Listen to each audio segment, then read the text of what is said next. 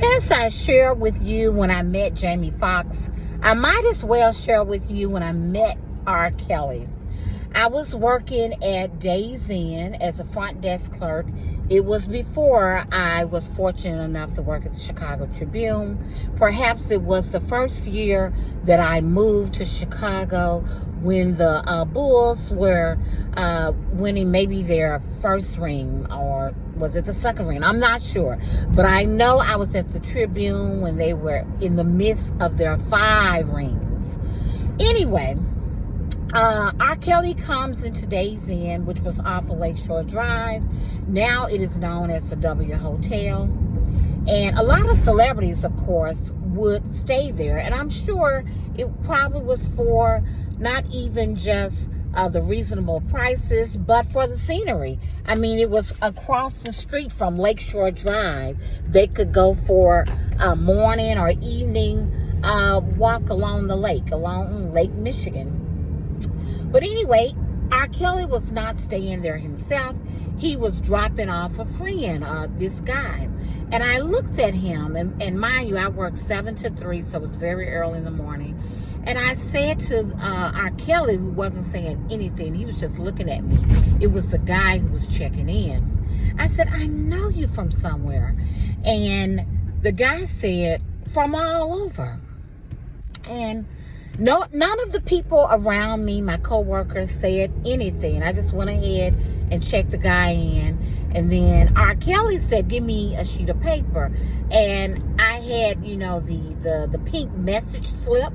So he wrote R. Kelly and 2 phone numbers down. And he said, call me. And I said, okay. So he leaves, and the boy goes to his room. And I say to my coworkers, the other desk clerks, who was that? And they say, R. Kelly. And I said, who is he? An R&B singer? Now, they say it like it's no big deal, because I realize that he's out in the community a lot. I mean, when I started driving, he was like driving down Lakeshore Drive, down 95th Street. I would see him, where children hang out, like at the haunted house in October. My friends would say, hey, Robert. And he'd say, hey, Michelle. Hey, Gloria. He was just, a regular guy who was singing R&B and making a lot of money.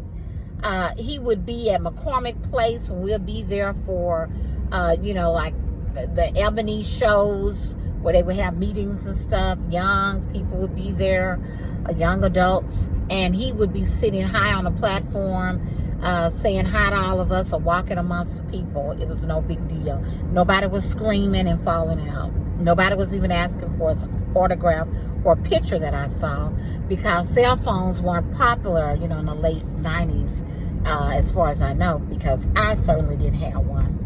Anyway, I get home and I call the number, and right away he scares me. He says, are you the one who had on the orange bra? Mind you, our uniforms were a white short sleeve and long sleeve shirt with a bow tie and a gray jacket. And if it's warm, I'm certainly going to take off that gray jacket that I'm sure was polyester.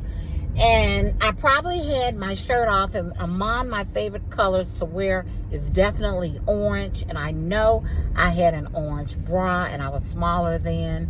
So for sure I had an orange bra. I probably was 24, something like that. And I said, yeah. And he said, why don't you come to the studio? Because that was the number I had called. He was at the studio. And I said, okay. And he gave me the address. I wasn't going to go by myself. I was not driving at the time. So I called my cousin who lived in Chicago. And I said, hey, Daphne, you want to go see R. Kelly? And she was like, no, for what?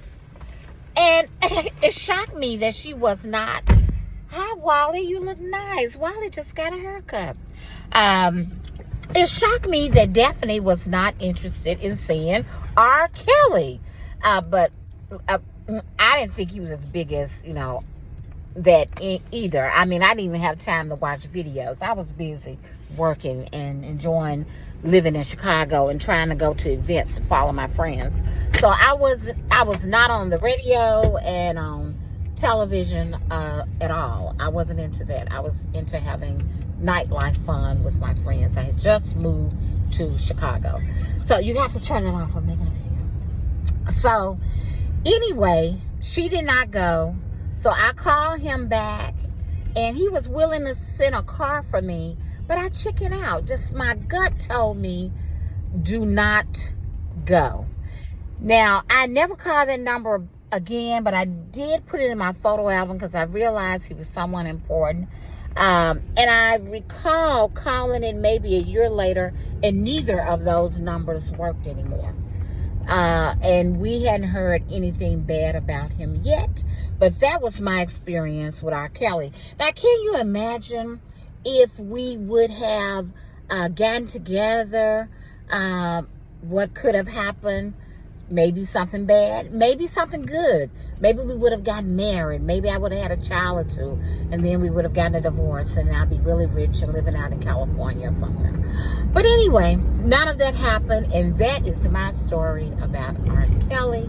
And I want everybody to have a great Saturday. Enjoy your everyday life with that peace and blessings.